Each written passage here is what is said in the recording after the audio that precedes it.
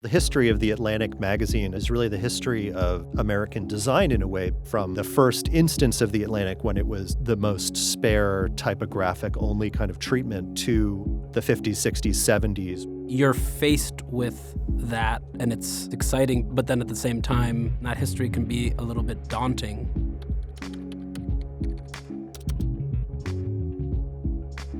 The magazine was created as an abolitionist magazine. It has radical roots, and yet it is also this historically grounded magazine. So I think it was really important for us to try to represent both of those two vectors. When Peter had the folded issue maybe a year ago, We red penciled the previous design. and was kind of calling out these design elements that had just accrued over time. Does this need to be here? Why is this here and why is it important? We referred to it as our big design autopsy. That was the starting point. It was about stripping away and sort of cleaning up.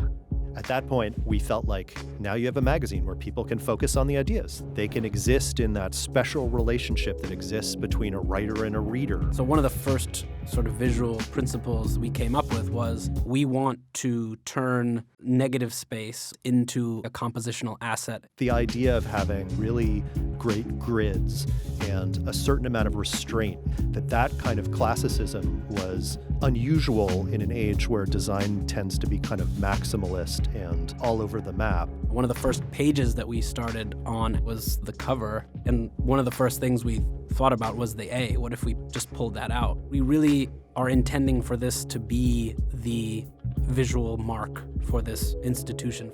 And then, at that point, we got to think about style, then how all of those design elements are going to flow out to every single Atlantic property. The reason it's important is that the work that we do allows the ideas to come across, hopefully in a way that's clear and elegant. I'm Oliver Munday, I'm Peter Mendelsund. and this is the Atlantic's new look.